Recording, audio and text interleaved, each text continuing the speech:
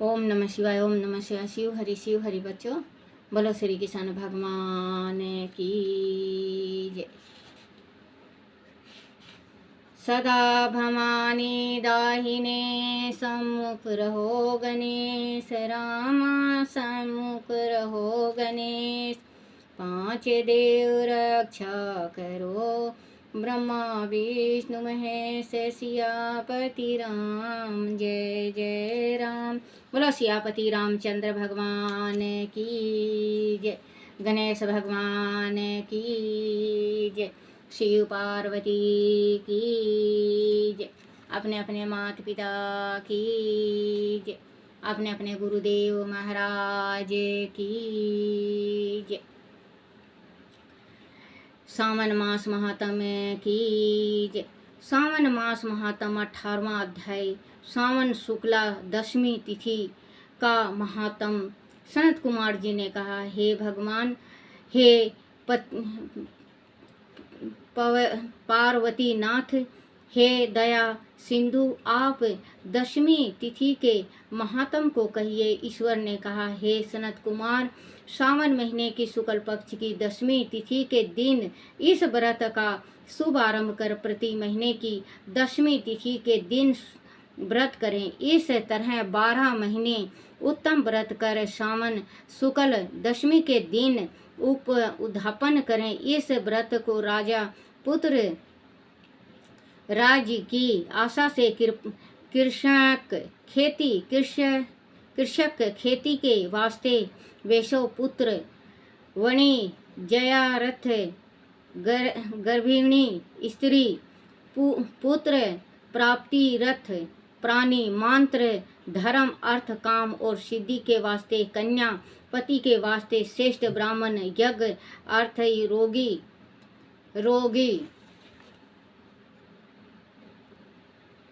रथ रोगी अरोग रथ अधिक समय परदेश में रहने पर पति के आगमन रथ पत्नी व्रत करे। इसमें और दूसरे कर्मों में आशा दशमी व्रत करें। जिसे दुख हो वह सावन शुक्ला दशमी को रात को नहाकर अर्चना करें, व्रत करें। रात को चारों दिशाओं में फूल फल चंदन या यवा पिसा द्वारा घर के प्रणाम में देव को लिख कर शास्त्र तथा वाहन सहित स्त्री चिन्ह द्वारा चिन्हित कर घी निर्मित नैवेद्य दें। अलग अलग दीपक दें।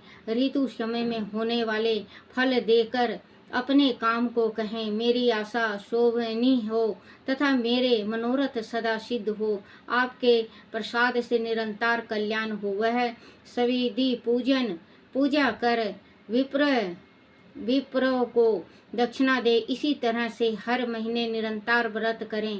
हे मुनि श्रेष्ठ, 1 साल तक व्रत करने उद्यापन करें। सोने चांदी या पिसान की 10 दिशाओं की प्रतिमा बनाकर जाति जंतुओं के सहित स्नान कर वस्त्र भूषण से अलंकृत हो। भक्ति पूर्वक मन से घर के चौक पर मन से दिशाओं का क्रमश आवाहन स्थापन तथा पूजन करें। दिशाओं के मंत्र यह हैं, इंद्री दिशा रूप देवता सुर तथा असुर नमस्कृति। इस संसार का स्वामी इंद्र आपके पास निवास करता है, ऐसे आपको नमस्कार है। हे अग्नि देवता के कहने से आप अग्नि पीढ़ी जाती हैं और तेज स्वरूप पराशक्ति है। अंत है अग्नि, मेरे लिए आप वर देने वाली हो। इस विधान द्वारा अर्चना तथा क्षमा पान कर प्रणाम करें। मित्रों तथा इष्ट बंधुओं सहित भोजन करें। हे तात, इस तरह आदर से जो दशमी व्रत करता है वह इच्छा अनुसार सब इच्छित वरों को प्राप्त कर लेता है। इस सनातन व्रत को निश्चित रूप से स्त्रियों को अवश्य करना चाहिए। बोलो श्री कृष्ण भगवान की जय। बोलो श्री कृष्ण भगवान की जय। गर्भ गीता की जय। श्री भागवत गीता का 5वां अध्याय समदर्शी के रूप को कहित हूँ पहचान। हे कुंती सुत ध्यान से सुनो लगा कर कान। ब्रह्मा गया सवान में देखे मेरा रूप। हाथी और विद्वान सम निर्बल और भूप। मूढ़ चतुर सम जानते वे जार सम धनवान। ऐसा समदर्शी पुरुष मोको अति प्रियमान। इन्हीं पंचम अध्याय में कहते भगवान योग और समादर्शित सम पांडु तू जान। बोलो श्री कृष्ण भगवान की जय। श्री भागवत पुराण में 5वां अध्याय कर्म अन्यास योग। अर्जुन ने पूछा कि हे केशव, त्याग कर्म और फल रहित कर्म की श्रेष्ठता का आपने बखान किया है, फिर भी इसमें से अति कल्याणकारी कर्म कौन सा है जिसे मेरा कल्याण हो सके, मैं आप मुझे बतलाइए। इस पर श्री कृष्ण बोले कि हे अर्जुन, त्याग कर्म और फल रहित कर्म की श्रेष्ठता एक समान है, लेकिन निष्काम कर्म साधन की सरलता के कारण श्रेष्ठ माना गया है। हे कुंते, जो प्राणी इस रहस्य को जानता है वह दुख एवं सुख से रहित सन्यासी प्रवृत्ति का होता है। हे पार्थ, जो प्राणी संख्या और कर्म योग में भेद करता है वो मूर्ख व अज्ञानी है। जिसे मेरा ज्ञान हो उसके लिए गोष्ठी यम कथा वार्ता करना कोई कठिन कार्य नहीं है। हे धनुधर, संसार के मोह तथा सभी कर्मों को देह और मन से त्यागने का ही नाम संन्यास है। जब तक प्राणी ब्रह्म योग से नहीं जुड़ेगा उसके लिए संन्यास पाना दुष्ट कारक है। सॉरी बच्चा, माफ करना, दुष्ट कारक है। समरण योग से बंधा सन्यासी अति शीघ्र परम ब्रह्मा को प्राप्त होता है। निष्काम कर्म के बिना संन्यास कर्म का होना असंभव है तथा निष्काम कर्म द्वारा ही परम तत्व की प्राप्ति सरलता से हो जाती है।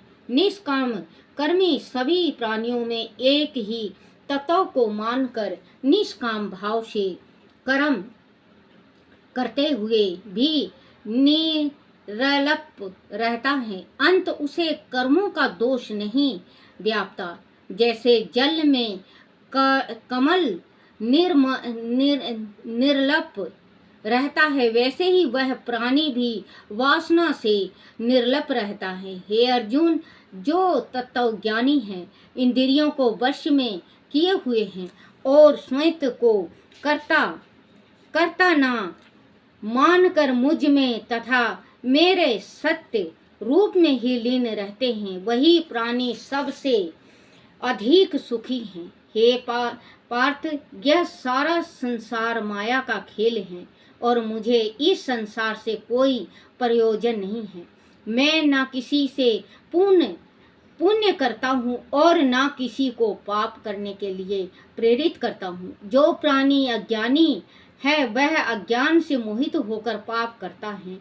जो प्राणी मुझे निर्लप और ईश्वर को न्यारा समझते हैं, उनके मन में कभी अज्ञान नहीं उपजता। जिसे प्रकार सूर्य के लिए अंधकार का कोई महत्व नहीं है, उसी प्रकार ज्ञानी जन भी निर्लप हैं। जो प्राणी मुझे ही परमात्मा मानकर मेरा निरंतर चिंतन करते हैं वह मोक्ष पाते हैं। हे अर्जुन, जिसमें सभी जीवों के प्रति सदा भाव है वह समदृष्टि पंडित कहलाता है। उसे तू हर बंधन से मुक्त हुआ समझ। हे कुंती नंदन, जिसकी आत्मा ब्रह्मा के साथ जुड़ी हुई है उसने ही सच्चा अविनाशी सुख पाया है। अंत ऐसे ही प्राणी विषय भोग को त्याग कर आत्मा का सुख भोगते हैं। वह इंद्रियों को भोगने की मोह माया से सदैव दूर रहते हैं। हे अर्जुन, जिसे ज्ञानवान प्राणी को काम क्रोध नहीं उपजता उसका जन्म पूर्ण नहीं होता। जो योगी आत्मा के अंदर से आनंदित रहते हैं और अंत ज्योति से ही प्रकाशमान है वह ब्रह्म रूप होकर ब्रह्म को प्राप्त होते हैं। जो सृष्टिगत प्रपंचों से विमुख होकर इंद्रियों को वश में केवल भों के मध्य ध्यान केंद्रित करके प्राण और अपना आयु को अपने अंदर समाकर मन विवेक तथा इंद्रियों को जीत लेता है और क्रोध को त्याग कर सदैव ब्रह्मा का ध्यान करता है उसे ही मोक्ष की प्राप्ति होती है। हे कुंती, जो सच्चे हृदय से अपना सब कुछ मुझे अर्पण करके मेरी भक्ति में लीन होता है वह आत्मा स्वरूप का ज्ञान पाकर परम शांति पाता है। बोलो श्री कृष्ण भगवान की जय हो। 5वां अध्याय भागवत श्री मद् भागवत गीता 5वां अध्याय का महात्म। विष्णु बोले कि हे लक्ष्मी, अब मैं तुम्हें 5वें अध्याय का महात्म बताता हूँ। सुरातन नगर में एक ब्राह्मण रहता था। उसकी संगति अच्छी नहीं थी। अंत उसके भाइयों ने उसे त्याग दिया। वह दूसरे नगर में चला गया। संयोगवश उसे वहाँ के राजा के वहाँ नौकरी मिल गई। धीरे धीरे ब्राह्मण ने राजा के साथ निकटता बढ़ाई। वह लोक के विषय में सच्ची झूठी बातें बताकर काफी धनवान और राजा का विश्वास पात्र बन गया। काफी धन एकत्रित हो जाने के पश्चात उसने शादी भी कर ली। जैसे ब्राह्मण स्वयं था वैसे ही उसे स्त्री मिली। पहले तो उसने स्थिति के साथ समझौता करना चाहा, लेकिन जब ब्राह्मण को पता चला कि उसकी स्त्री व्यभिचारिणी है तो वह उसे मारने पीटने लगा, लेकिन उसमें कोई सुधार नहीं आया। एक दिन उसकी स्त्री ने उसको विष दे दिया। मरकर उसने गिद्ध योनि में जन्म लिया। बाद में ब्राह्मण की स्त्री भी मर गई और उसने तोती की योनि का जन्म लिया। वह वन में एक तोते के साथ उसकी स्त्री के रूप में रहने लगी। एक दिन तोती ने तोते से पूछा कि हे स्वामी, तुमने तोते की योनि में जन्म क्यों पाया? तोते ने कहा कि प्रिय, मैं पिछले जन्म में ब्राह्मण था। मेरा गुरु बड़ा विद्वान था, लेकिन मैं उसकी आज्ञा नहीं मानता था। एक दिन क्रोध होकर उन्होंने मुझे श्राप दिया कि अगले जन्म में तू तोते की योनि में पैदा होगा। इस प्रकार मैंने तोते का जन्म पाया। अब तुम बताओ, तुम किस कारणवश तोती की योनि में आई? तोती ने कहा कि मैं भी पिछले जन्म में एक ब्राह्मणी थी और अपने पति की आज्ञा नहीं मानती थी। मेरी इस आदत से परेशान होकर मुझे मारने पीटने लगा।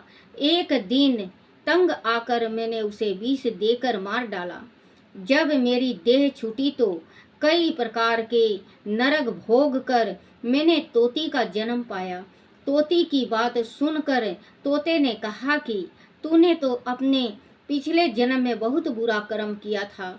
इसके पश्चात उन दोनों का वार्तालाप यही समाप्त हो गया। एक दिन तोती वन में अकेली बैठी थी, तभी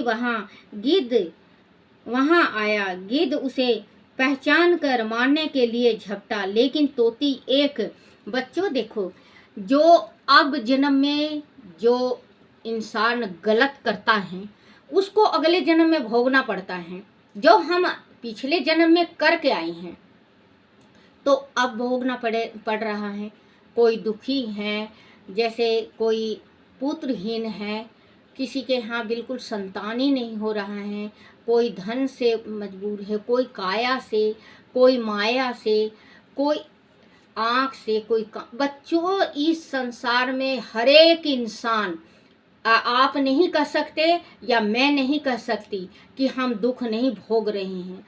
हम पिछले जन्म का अब दुख भोग रहे हैं। बच्चे हम जानते हैं, हमें मालूम है कि हम पिछले जन्म का दुख भोग रहे हैं, अब की जन्म का अगले जन्म में भोगेंगे। कितना नरक भोग के फिर इंसान का जन्म मिलता है, जानते हैं बच्चे, लेकिन फिर भी हम गलत चल पड़ते हैं, हमसे पाप हो जाती हैं। तो बच्चों हमें जिस टाइम आपके छोटे बच्चे हैं उसी टाइम से भक्ति सिखाओ तो आगे बुढ़ापा में काम आएगा। नहीं तो भगवान देखो, बालकपन हमने खेल गंवाया, आई जवानी खूब सोया, देख बुढ़ापा फिर क्यों रोया। बच्चों इंसान का जन्म पाना सौभाग्य की बात, धन भाग्य का बात है कि हमें इंसान का जन्म मिला है। उससे भी लाख गुना श्रेष्ठ धन भाग होता है जिस टाइम ब्राह्मण के कुल में जन्म लेता है, जो कोई एकदम ही बड़ा पुण्य करता है। अगर हम ब्राह्मण के कुल में भी जन्म लेके मदुरा, शराब, दारू, मीट, अटरम पटरम, गलत भपचारी करना, पराई स्त्री के साथ रहना, अपनी स्त्री को त्याग देना, अपनी लड़की का कन्यादान देके कन्यादान का खा लेना, या छोटे भाई का हक मार लेना, तो बच्चों बहुत बड़ा पाप है। वो अगले जन्म में, जैसे अब अगले जन्म में वो चंडाल का जन्म मिलेगा उसको, चंडाल का। तो बच्चों थोड़ा थोड़ा देखो, माफ़ करना, अगर मेरे से कुछ गलती हो जाए तो मुझे माफ़ करना। मैं ग्रंथ में लिखाई हुआ कहती हूँ, कभी छोटा भाई से दगा नहीं करना चाहिए, कभी बेटी का कन्यादान देके खाना नहीं चाहिए, कभी माँ बाप का लात नहीं मारना चाहिए, ऊंची शब्द में नहीं बोलना चाहिए। हम भगवान के सामने ऊंचे शब्द में बोलते हैं नहीं, हम मन में बोलते हैं, परमात्मा मेरे पे ये तकलीफ है, आप मेरी इच्छा पूर्ण कर दो, कहते हैं ना बच्चों। तो आप देखो, इसने तोता तोती बने, ये तोता बना और उसका पति गिद्ध बना। तो बच्चों इंसान को भोगना ही पड़ता है, क्या कुछ भी कर लो। गिद्ध वहां आया, गिद्ध उसे पहचान कर मारने के लिए झपटा, लेकिन तोती एक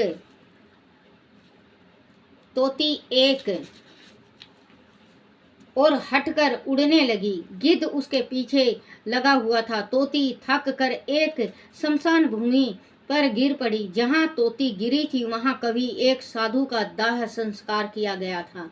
तो साधु की खोपड़ी वर्षा के जल से भरी हुई थी। तोती सीधी उसी में गिरी।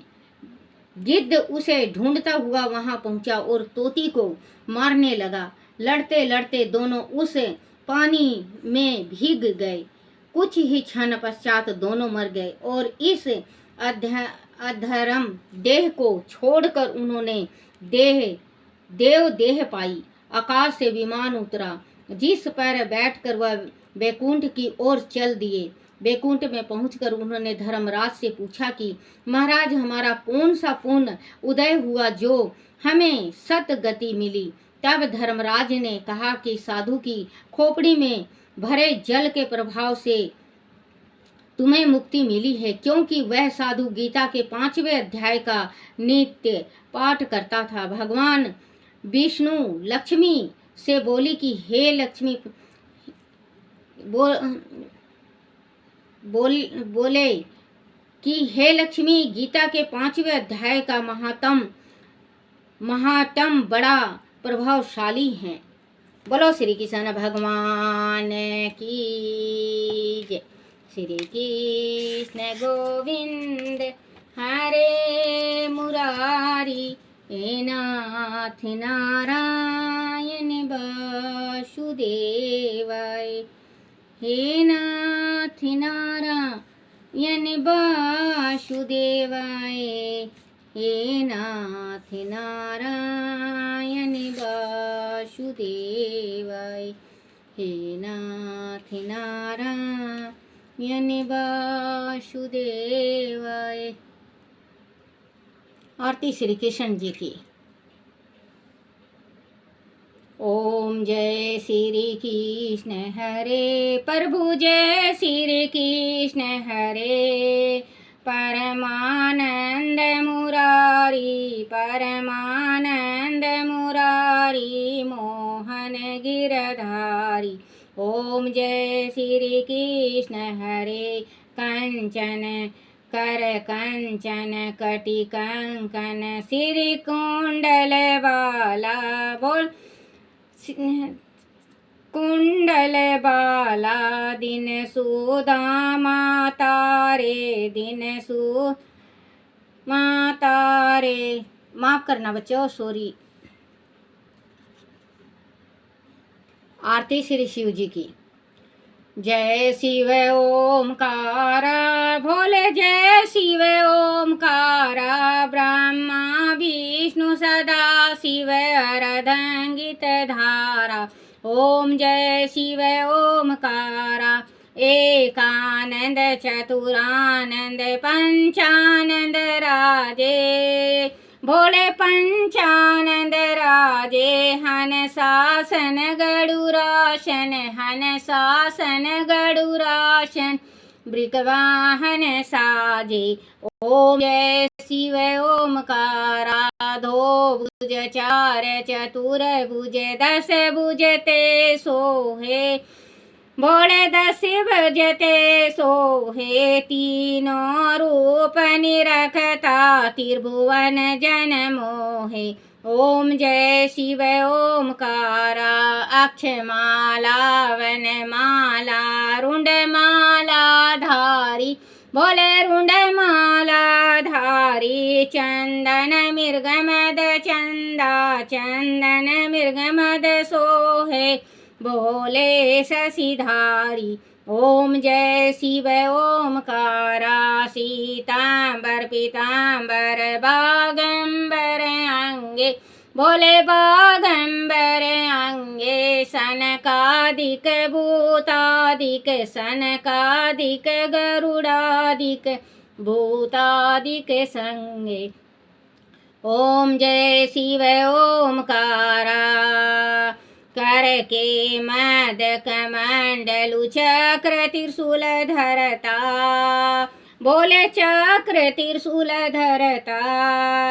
सुख करता दुख हरता, सुख करता दुख हरता, जग पालन करता।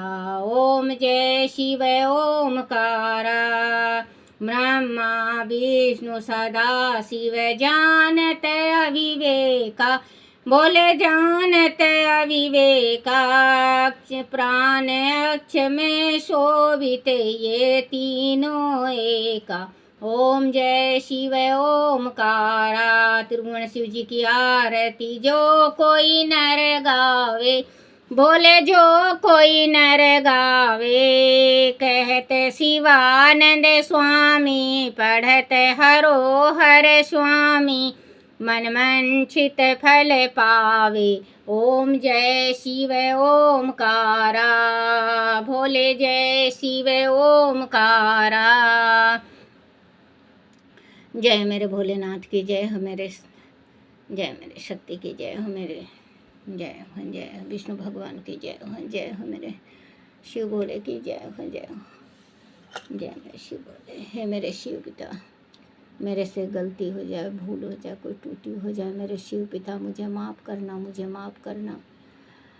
हे मेरे पिता, जगत का भला करना, सबको सुख शांति देना। हे मेरे शिव पिता, जय मेरे शिव पिता की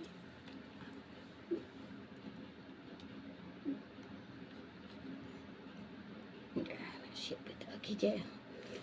बम बम भोलेनाथ की, बम बम भोलेनाथ की। हर हर महादेव, हर हर महादेव, हर हर महादेव।